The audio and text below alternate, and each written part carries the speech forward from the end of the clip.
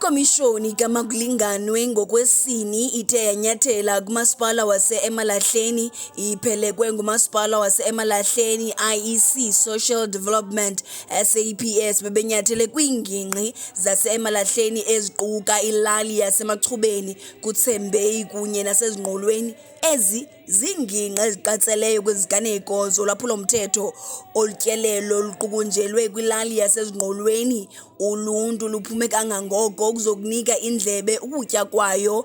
Ukhansila uthandeka kulashe ongusihlalo we-Women's Caucus Emalahleni nobebambele njengosomlomo waseMalahleni uthi ziliqela iziganeko ezehlayo kulo masipala nezihlasimlisa umzimba. Kakhulu ngabantu abadala nabantwana abancinci. Sibe ngumasipala one-cases ezigqamileyo kwezi wadi zethu zoyi-17 ekubulaweni. Nakhona again ekubulaweni kwabantu abadala nabantwana. Yabona ke apha nokubulalana kwabantu abatsha. Sibe ngumasipala ogqame kakhulu ke ngoku into eseyintsha kakhulu kuzo zoyi-17 wadi zethu. Sigqame kakhulu ke kule nto yobiwa kwemfuyo. Le nto yokubiwa kwemfuyo yethu nale nto yokuqhekezwa kwezindlu zethu. Ezithi zoyi-17 kiwadi zethu. Nale nto ke ngoku ingxaki kuMzantsi Afrika wonke esithi ngoku siye sayibona into yoba ngoku isinika ingxaki. Le nto ye-load shedding asizuyibaleka. Le nto yofumane locima idanya wombane wenza ke ngoku into yokokuba ii-cases ezininzi zibe ziyanyuka. Nale nto yongabikho kwe-network ayikho kuzo zoyi-17 andizuthethela njengoMzantsi Afrika noba siwubona nawo. Kodwa ke apha Emalahleni zoyi-17 iiwadi zethu asinanetwork. Ukela ke kule wadi lena ke yaziwayo kakhulu phayana kwamasipala ngezixholo-xholo zayo ke ezininzi. Ingakumbi kule lali sikuyo yasezingqolweni engekabikho zindlu ncam. Phantsi ke kwemeko ke ibikhona yokubulawa kwabantu abadala.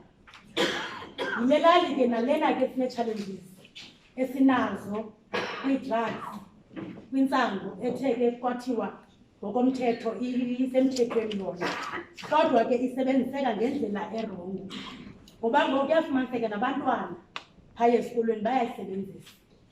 Kukwakule lali ke lena ke inegangster ngoku enabantwana abafunda phayana ethambekile, abaphatha izixhobo ezoyikekayo bayobulwa, bephazamisa ke imfundo phaya esikolweni, bephazamisa nootitshala. Yile lali ke lena ingekabikho zindlwini ncam.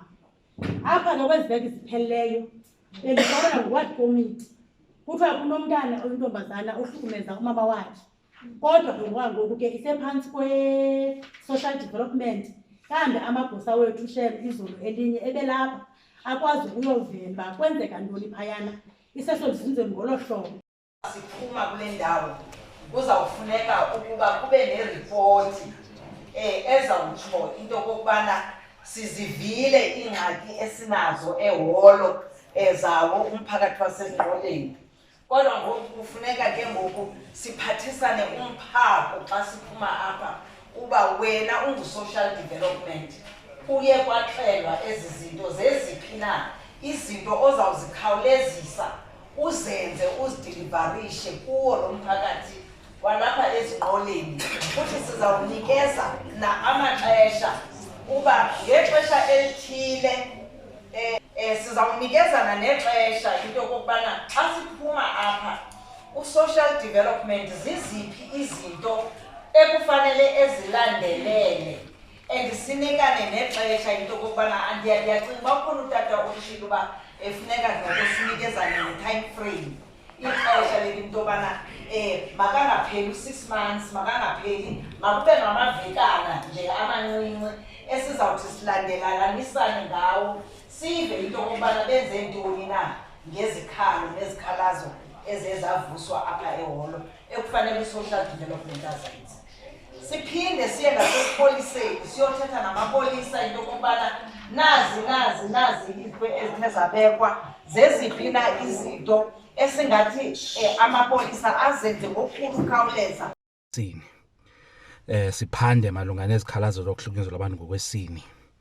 Enye zezinto esikholwa ukuba sifundisa abantu malunga namalungelo abo ngokwesini.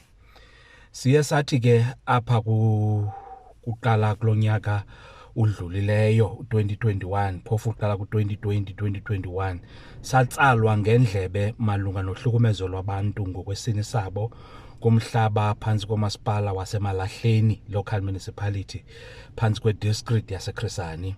Sichazelwa kweyi-Portfolio Committee on Women, Youth and Persons with Disabilities uba makhe sizosabela sijonge uba ithini into yalapha. Siyenzile ke ingxelo saphanda sajonga uba yintoni ingxaki ekhoyo. Safumanisa uba kukhona ukuqhawuka koqhagamishelwano lwechain kanye unxibelelwano kwabo bathi kumele uba bayakhusela abantu uba abahlukunyezwa amagosa asesipoliseni.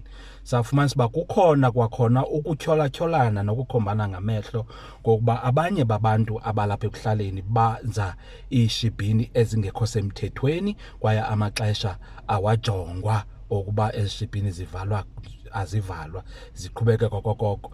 Siye safumanisa uba kwakhona uba ukhona umcelamngeni wento ekuthiwa zii-drugs apha kwezi communities apho nayo nakhona ungunobangela wokuba abantu bathi kungoko ke kuye kwanda amanani ohlukumezo lwabantu ngokwesini beyikhomba ke kwi-drugs ezikhoyo kwi-community. Kwiindaba zeVukane FM ndinguLinda Kamagazi phantsi komasipala wasekuhlaleni Emalahleni eCacadu.